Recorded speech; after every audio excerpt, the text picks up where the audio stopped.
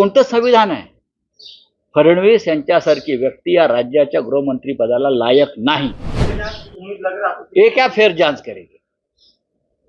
जब तक इस राज्य के गृहमंत्री फडणवीस जी है तब तक किसी भी अपराध की फेर जांच नहीं होगी। जब तक रश्मि शुक्ला डीजी है तब तक कोई फेर जांच नहीं होगी। जीवन मरणाची झुंज देत आहेत नागपूरला। लाहोरी बारमधून नशेत धूत होऊन हे लोक गाडी बसले आणि गाडी चालवत गेले। गाड्या ठोकरल्या। त्यानंतर दोन ठिकाणी दोन वेळा झालं हे। सीसीटीव्ही फुटेज गायब केलेले आहेत नेहमीप्रमाणे। त्यानंतर नंबर प्लेट गाडीची काढून टाकली। पहा तुम्ही, गाडीचे मालक जर बावनकुळ्यांचे चिरंजीव का बावनकुळे आहेत, मग एफआयआर मध्ये नाव का नाही? गाडीची मालकी तुमच्याकडे आहे, मग गाडी कोण चालवत होतं?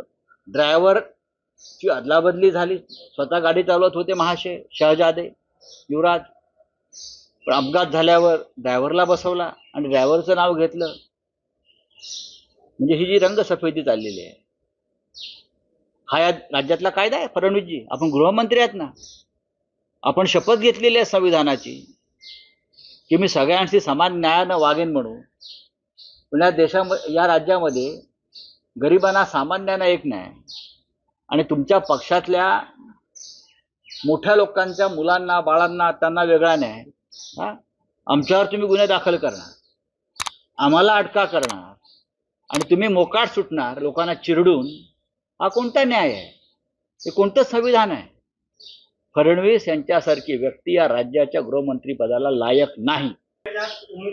ये क्या फेर जांच करेगी? जब तक इस राज्य के गृहमंत्री फडणवीस जी है तब तक किसी भी अपराध की फेर जांच नहीं होगी। जब तक रश्मि शुक्ला डीजी है तब तक कोई फेर जांच नहीं होगी।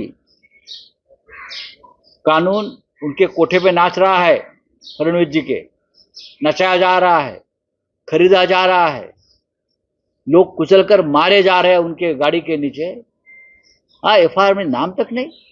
गाड़ी आपकी है, गाड़ी में आपका बेटा बैठा है, वो नशे, वो लाहौरी बार है, रेस्टोरेंट बार, वहाँ का सीसीटीवी फुटेज निकालिए लाहौरी बार का।